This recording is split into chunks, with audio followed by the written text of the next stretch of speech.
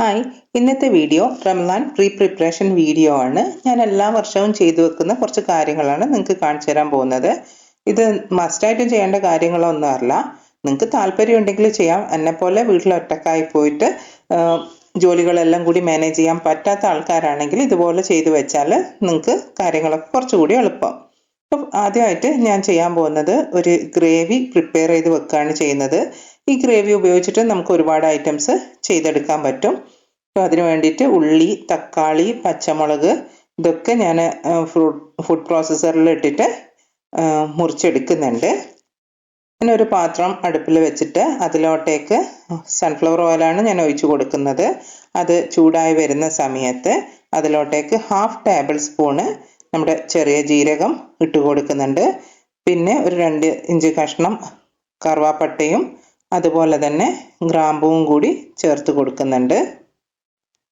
ഇതൊക്കെ പൊട്ടി വരുന്ന സമയത്ത് നമ്മൾ അരിഞ്ഞു വെച്ചിട്ടുള്ള ഉള്ളി, തക്കാളി, പച്ചമുളക് ഇതൊക്കെ ചേർത്ത് കൊടുക്കുന്നുണ്ട്. ഇതിൻ്റെ കൂടെ തന്നെ ആവശ്യത്തിനുള്ള ഉപ്പും കൂടി ചേർക്കുന്നുണ്ട്. എന്നിട്ട് നന്നായിട്ട് മിക്സ് ചെയ്തിട്ട് ഒന്ന് ഈ ഉള്ളി, തക്കാളിയൊക്കെ വാടി വരുന്ന വരെ നമുക്ക് ഒന്ന് മിക്സ് ചെയ്തെടുക്കാം. ഇതിപ്പോൾ വാടി വന്നിട്ടുണ്ട്. ഇനി ഇതിലോട്ടേക്ക് 2 ടേബിൾ സ്പൂണ് ജിഞ്ചർ ഗാർലിക് പേസ്റ്റും കൂടി ചേർത്ത് കൊടുക്കുന്നുണ്ട്. എന്നിട്ട് നന്നായിട്ട് മിക്സ് ചെയ്തെടുക്കാം. ഇനി ഇതിലോട്ടേക്ക് പൊടികളൊക്കെ ചേർത്ത് കൊടുക്കാം. ഞാനിവിടെ 2 ടേബിൾ സ്പൂണ് മുളക് പൊടി ചേർത്ത് കൊടുക്കുന്നുണ്ട്. കൂടെ തന്നെ 1 ടീസ്പൂണ് ഗരം മസാല പൊടിയും കൂടി ചേർത്ത് കൊടുക്കുന്നുണ്ട്. എന്നിട്ട് നന്നായിട്ട് മിക്സ് ചെയ്തെടുക്കാം. നന്നായി മിക്സ് ചെയ്തിട്ട് ഇതിൻ്റെ പച്ചച്ചുവ മാറിയതിന് ശേഷം നമുക്ക് ഫ്ലെയിം ഓഫ് ചെയ്തിട്ട് തണുക്കാൻ വേണ്ടി മാറ്റി വെക്കാം. തണുത്തതിന് ശേഷം നമുക്ക് കവറിലാക്കിയിട്ട് സിബ്ലോക്ക് കവറിലോ എയർ ടൈറ്റ് ആയിട്ടുള്ള കണ്ടെയ്നറിലോ ആക്കിയിട്ട് നമുക്ക് ഫ്രീസറിൽ സ്റ്റോർ ചെയ്യാൻ പറ്റും. ഇത് ഒരുപാട് കാലം വരെ ഒരു 3 മന്ത് വരെയൊക്കെ നമുക്ക് ഫ്രീസറിൽ സ്റ്റോർ ചെയ്യാൻ പറ്റും. നിങ്ങൾ ഒരു തവണ എത്രയാണോ യൂസ് ചെയ്യുന്നത് അതിനനുസരിച്ചിട്ട് വേണം നിങ്ങൾ സ്റ്റോർ ചെയ്യാൻ വേണ്ടിയിട്ട്. ഞാനിവിടെ 4 പാക്കറ്റ് ആക്കി വെച്ചിട്ടുണ്ട്. കണ്ടില്ലേ, ഇതിപ്പോൾ ഫ്രോസൺ ആയിട്ടാണ് ഇരിക്കുന്നത്. ഇത് വെച്ചിട്ട് നമുക്ക് ചിക്കൻ ഗ്രേവി, ഒരുപാട് ഐറ്റംസ്, ബീഫ്, അതുപോലെ തന്നെ മുട്ടച്ചോറ്, ഇങ്ങനെയുള്ള ഒരുപാട് ഐറ്റംസ് റെഡിയാക്കി എടുക്കാൻ പറ്റും. അപ്പോൾ ഇനി അടുത്ത ഐറ്റം ഞാൻ കാണിക്കാം. ചിക്കൻ കബാബാണ് ഞാൻ റെഡിയാക്കാൻ പോകുന്നത്. അതിന് വേണ്ടിയിട്ട് ഒരു 500 ഗ്രാം ബോൺലെസ് ചിക്കൻ എടുത്തിട്ടുണ്ട്. അതൊരു മിക്സിയുടെ ജാറിലോട്ടേക്ക് മാറ്റി കൊടുക്കുന്നുണ്ട്. ഇനി നമുക്കിത് മിക്സിയുടെ ജാറിലോ അല്ലെങ്കിൽ ഫുഡ് പ്രോസസ്സറോ യൂസ് ചെയ്യാം. ഞാനിവിടെ മിക്സിയുടെ ജാറാണ് യൂസ് ചെയ്തിട്ടുള്ളത്. എന്നിട്ടൊന്ന് ക്രഷ് ചെയ്തെടുക്കാം. അത് ക്രഷ് ചെയ്തെടുത്ത ചിക്കന് ഞാനൊരു ബൗളിലോട്ടേക്ക് മാറ്റിയിട്ടുണ്ട്. ഇനി ഇതിലോട്ടേക്ക് ഞാൻ മുളക് പൊടി ചേർത്ത് കൊടുക്കുന്നുണ്ട്. 1 ടേബിൾ സ്പൂൺ മുളക് പൊടിയാണ് ചേർത്ത് കൊടുക്കുന്നത്. പിന്നെ ആവശ്യത്തിന് ഉപ്പ്, 1 ടീസ്പൂണ് ഗരം മസാല പൗഡർ ചേർത്ത് കൊടുക്കുന്നുണ്ട്. പിന്നെ ഒരു 1/2 ടീസ്പൂണ് ഒറിഗാനോ ചേർത്ത് കൊടുക്കുന്നുണ്ട്. പിന്നെ ഒരു ചെറുനാരങ്ങയുടെ നീര് മുഴുവനായിട്ടും ചേർത്ത് കൊടുക്കുന്നുണ്ട്.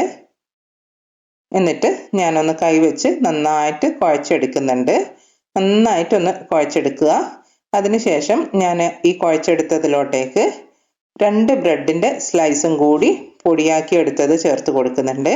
കൂടെ തന്നെ 1 മുട്ട പൊട്ടിച്ചിട്ട് ഒഴിച്ചു കൊടുക്കുന്നുണ്ട്. പിന്നെ കുറച്ചൊരു ഉപ്പിൻ്റെ കുറവുണ്ടായിരുന്നു, അതുകൊണ്ട് ഞാൻ കുറച്ചുകൂടി ഉപ്പ് ചേർക്കുന്നുണ്ട്. പിന്നെ ഒരു 1/2 ടീസ്പൂണോളം കുരുമുളക് പൊടിയും കൂടി ചേർത്തിട്ട് നന്നായിട്ട് ഒന്നുകൂടി കുഴച്ചെടുക്കുന്നുണ്ട്. നല്ല രീതിയിൽ എല്ലാം കമ്പൈൻ ആവുന്ന രീതിയിൽ കുഴച്ചെടുക്കുക. എന്നിട്ട് ഇത് ഓരോ ഉരുളകളാക്കിയിട്ട് വെക്കുക. ഇനി ബോൾസിൽ നിന്ന് ഓരോന്ന് എടുത്തിട്ട് നമുക്ക് കയ്യിൽ പരത്തി കട്ട്ലറ്റിൻ്റെ ഷേപ്പിൽ പരത്തിയെടുക്കാം. അത്യാവശ്യം നല്ല കട്ടിയിലായിരിക്കണം പരത്തിയെടുക്കേണ്ടത്. ഞാൻ ഇവിടെ ഇപ്പോൾ എല്ലാം പരത്തിയെടുത്തിട്ടുണ്ട്. ഇനി പരത്തിയെടുത്ത കബാബ് ഉണ്ടല്ലോ, അത് നമുക്ക് ഒന്നുകിൽ 2 രീതിയിൽ സ്റ്റോർ ചെയ്യാൻ പറ്റും. ഒന്നുകിൽ നമ്മളൊരു 2 to 3 മിനിറ്റ് സ്റ്റീം ചെയ്തിട്ട് ആവി കയറ്റിയിട്ട് തണിഞ്ഞതിന് ശേഷം നമുക്ക് പാക്ക് ചെയ്തെടുക്കാൻ പറ്റും. അല്ലെങ്കിൽ ഇതുപോലെ ക്ലിംഗ് റാപ്പിൽ ഇതേ രീതിയിൽ നമ്മൾ പരത്തിയെടുത്ത രീതിയിൽ ഇതിപ്പോൾ ഞാൻ കാണിക്കാം. ഇതുപോലെ ക്ലിംഗ് റാപ്പിൽ പൊതിഞ്ഞിട്ട് നമുക്ക് ഒരു കവറിലോ സിബ്ലോ ബാഗിലോ ആക്കിയിട്ട് നമുക്ക് സ്റ്റോർ ചെയ്യാൻ പറ്റും. സ്റ്റീം ചെയ്തതാണെങ്കിൽ 3 മന്ത് വരെ കേടാവാതെ ഇരിക്കും. അല്ല നമ്മൾ ഇതുപോലെ ജസ്റ്റ് പരത്തിയെടുത്തതാണെങ്കിൽ 1 മന്ത് വരെ നമുക്ക് കേടാകാതെ കിട്ടും. ഞാൻ ഇതിന്ന് കുറച്ചെടുത്തിട്ട് ഒരു 3 എണ്ണം എടുത്തിട്ട് ഞാൻ നിങ്ങൾക്ക് ഫ്രൈ ചെയ്തിട്ട് കാണിച്ചു തരാം. കുറച്ച് മാത്രം ഓയിൽ ഒഴിച്ചിട്ട് നമുക്ക് നന്നായിട്ട് ഫ്രൈ ചെയ്തെടുക്കാം. മീഡിയം ഫ്ലെയിമിൽ വെച്ചിട്ട് കുക്ക് ചെയ്തെടുത്താൽ മതി, കാരണം ചിക്കൻ ഒന്ന് ജസ്റ്റ് ഒന്ന് വെന്ത് വരണമല്ലോ, ആ സമയം മതിയാവും. ഇത് ഉപയോഗിച്ചിട്ട് നമുക്ക് ബർഗർ പാറ്റി ആയിട്ട് വേണമെങ്കിലും ഇത് യൂസ് ചെയ്യാൻ പറ്റും. നെക്സ്റ്റ് ഞാൻ പ്രിപ്പയർ ചെയ്ത് വെക്കുന്നത് ഒരു ഫിഷിൻ്റെ ഒരു മസാലയാണ്. അതിന് വേണ്ടിയിട്ട് ഞാൻ ഉള്ളി, തക്കാളി, പച്ചമുളക് ഇതൊക്കെ എടുത്തിട്ടുണ്ട്. ഞാൻ ഇതൊക്കെ ഒന്ന് അരിഞ്ഞെടുത്തിട്ടുണ്ട്. ഇത് വളരെ സിമ്പിൾ ആയിട്ടുള്ള ഒരു മെത്തേഡാണ്. ഞാൻ സ്ഥിരമായിട്ട് ഇങ്ങനെയാണ് ചെയ്യാറുള്ളത്.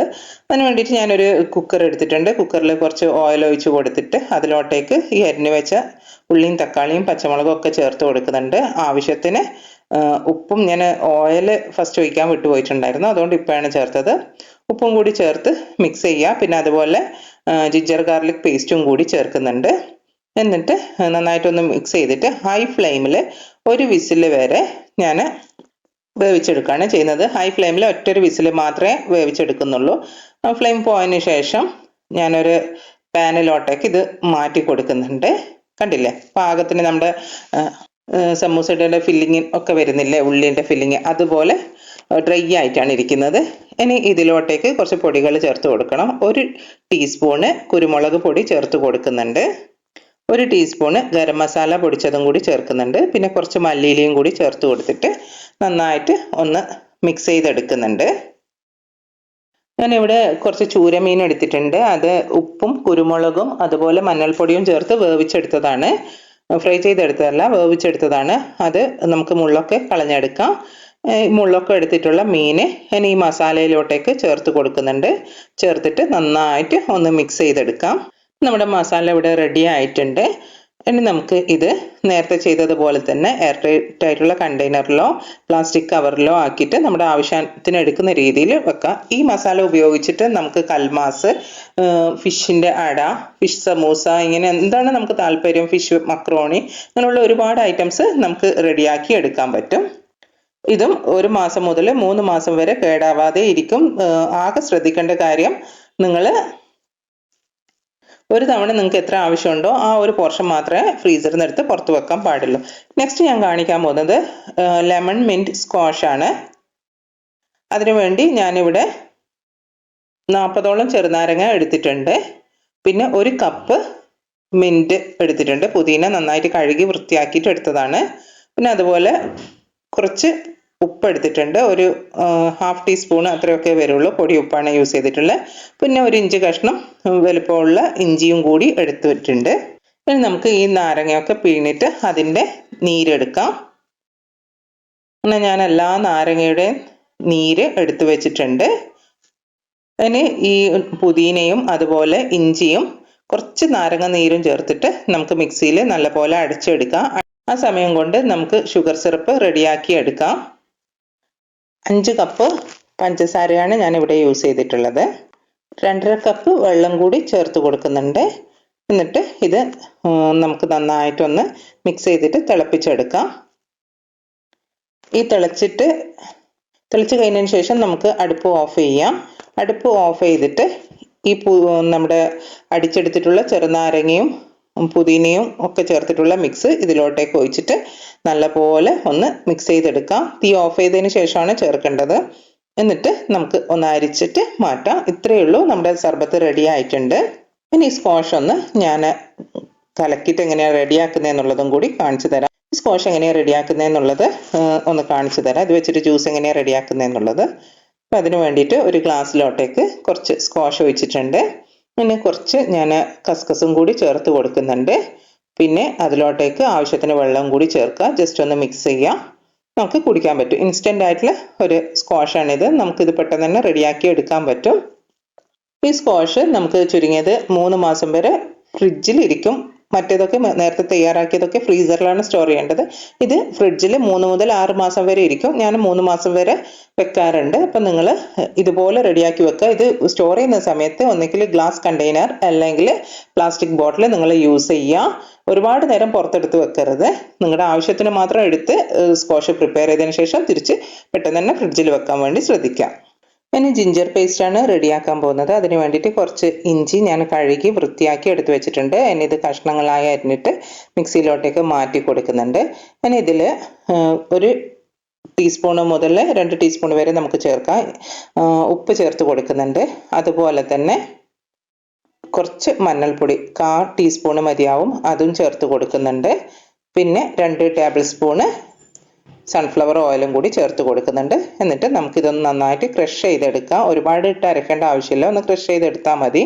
ഇപ്പം നമ്മളെ ജിഞ്ചർ പേസ്റ്റ് റെഡി ആയിട്ടുണ്ട്. ഇനി ഇതൊരു ഗ്ലാസ് ബോട്ടിലിലോട്ടേക്ക് ഞാൻ മാറ്റി കൊടുക്കുന്നുണ്ട്.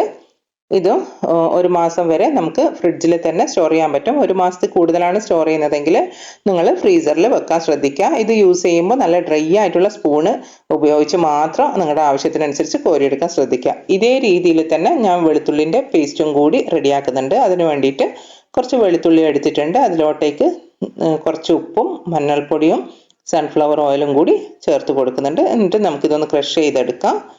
ഇപ്പം നമ്മുടെ വെളുത്തുള്ളിൻ്റെ പേസ്റ്റ് റെഡി ആയിട്ടുണ്ട്. ഇതും ഇതേപോലെ തന്നെ ഞാനൊരു ഗ്ലാസ് കണ്ടെയ്നറിലോട്ടേക്ക് മാറ്റി കൊടുക്കുന്നുണ്ട്.